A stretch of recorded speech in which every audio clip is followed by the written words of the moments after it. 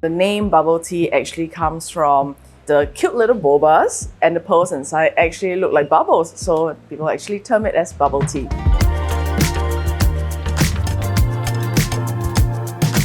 Bubble tea has definitely evolved quite a fair bit, I would say. And in terms of flavors and selections wise, it has definitely grown and evolved a lot as well.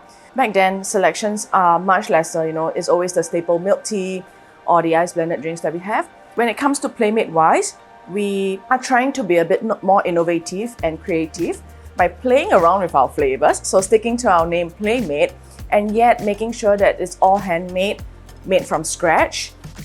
Back in school days, the pearls are usually the factory-made kind of pearls.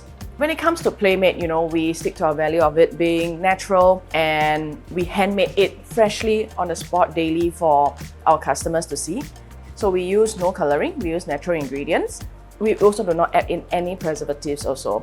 Our staples are usually like the pink cactus, black sesame, burnt caramel, and chrysanthemum pearl flavor is something we created when we actually outpost from Taiwan to Singapore. We also have the more unique pearl flavor like mochi. Yep. We also have watermelon, some fruit series, and the more exciting ones would definitely be the wasabi and mala pearl flavor. We will actually pour in the boba mix into the mixer together with whichever ingredient we're going to be using. If you're making pink cactus pearl, then the pink cactus pulp that we actually import from Penghu itself. After which we will mix the dough. After mixing the dough, we will actually bring it out, knead it. We make sure that we actually need to pour in some tapioca starch on top to make sure that it has a smooth texture and finish to it and it doesn't stick on the kneading table. So after kneading it, pouring it, we will actually put it into the pearl machine. Little cute bobas will actually roll out, and what's essentially important is we do need to freeze it first, so we give it the extra bounciness of it, and after it's being frozen, it can then actually go into the pot and serve you really good, natural, yummy pearls.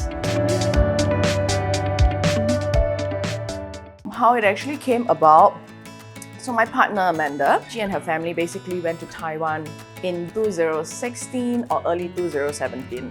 So she's a hardcore avid bubble tea fan, and she chanced upon this store, Wanzo, and this shop is interesting. Like, it has got a lot of color pearls. It looks really cool, and she actually see people making the pearls there.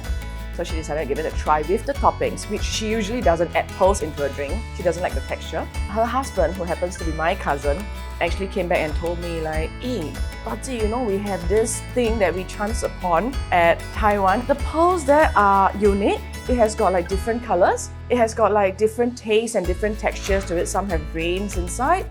We started out in 2017, opened our first outlet there at Tampines 1, and I'm happy we are where we are at now.